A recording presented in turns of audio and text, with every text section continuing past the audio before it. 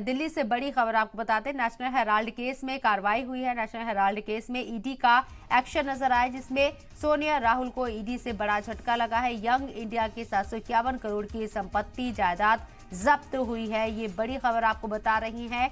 सोनिया गांधी और राहुल गांधी की मुश्किलों में इजाफा, हेराल्ड केस से जुड़ी हुई ये बड़ी खबर, जिसमें नेशनल हेराल्ड केस में ईडी ने एक्शन लिया है।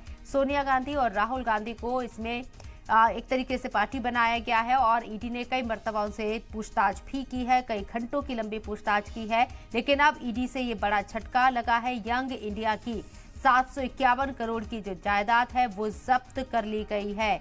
ईडी का एक्शन हुआ है यंग इंडिया कंपनी के ऊपर। सोनिया गांधी और राहुल गांधी के लिए ये बड़ा झटका। नितिन शर्मा हमारे साथ, हमारे नुमाइंदे मौजूद है बात करने के लिए। आपसे समझना चाहेंगे, ये जो एक्शन लिया गया है सीधे तौर पर सोनिया गांधी और राहुल गांधी के लिए कितनी बड़ी मुसीबत है?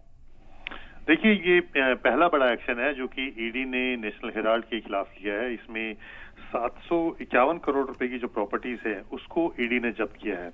जो 751 करोड़ की जो प्रॉपर्टी जब्त की गई है उसमें 661 करोड़ की जो प्रॉपर्टी है वो एजेएल की है, जिसमें जो नेशनल हेराल्ड के नाम से अखबार चलाने के लिए दिल्ली, मुंबई और लखनऊ में जो दफ्तर खोले गए थे और जो प्रॉपर्टी बनाई गई थी वो है। इसके अलावा यंग इंडिया के पास जो एजेएल के 90 करोड़ रुपए के शेयर हैं उसको भी ईडी ने अटैच कर लिया है। यानी कि कुल 751 करोड़ रुपए की जो प्रॉपर्टीज हैं उसको ईडी ने ये अटैच किया है और ये पहली बड़ी कार्रवाई है जिस पर ईडी ने ये कार्रवाई की है। इससे पहले पिछले साल जून और जुलाई में ईडी ने सोनिया गांधी और राहुल गांधी को पूछताछ के लिए बुलाया था और उनसे लंबी पूछताछ हुई थी। इसके अलावा जो बाकी जितने भी पदाधिकारी हैं, जिसमें खुद मल्लिकार्जुन खड़गे हैं, पवन बंसल है, सैम पिट्रोदा है, या जो दूसरे जो इसके अंदर आरोपी हैं, उनसे भी ईडी पूछताछ कर चुकी है। लेकिन ये पहली कार्रवाई है जब इस मामले में कार्रवाई करते हुए ईडी ने प्रॉपर्टी को अटैच किया है। इससे पहले छापेमारी हुई है, पूछताछ हुई है, लेकिन अटैचमेंट ऑर्डर कोई भी जारी नहीं किया गया था। तो ये पहली कार्रवाई है जिस पर ईडी ने कार्रवाई की है। जी बिल्कुल। और जिस तरीके से यहाँ जो जायदाद जब्त की गई है, संपत्ति जब्त की गई है, उसकी तादाद काफी बड़ी बताई जा रही है। 751 करोड़ रुपए की संपत्ति के ऊपर ये चाबुक चला है ईडी का। और राहुल गांधी और जिस तरीके से सोनिया गांधी लगातार इलेक्शन को लेकर मसरूफ नजर आ रहे हैं, खासकर राहुल गांधी की बात करें तो ये इम्पैक्ट पड़ेगा।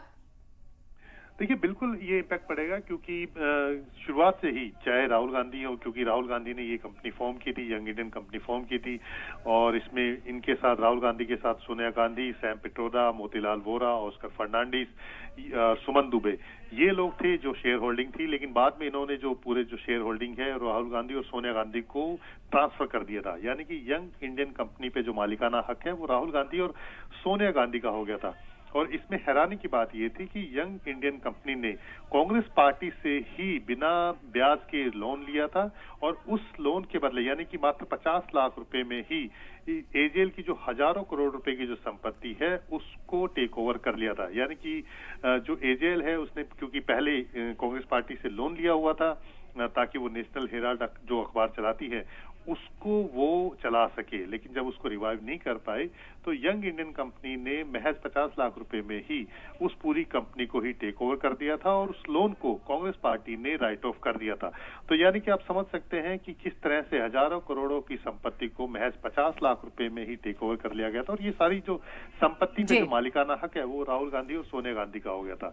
इसी को लेकर के अदालत में शिकायत दी गई थी, जिसके बाद अदालत ने संज्ञान लेते हुए 6 आरोपियों को नोटिस किया था और 7वां आरोपी यंग इंडियन कंपनी थी और उसी मामले को आधार मानते हुए ईडी ने इसमें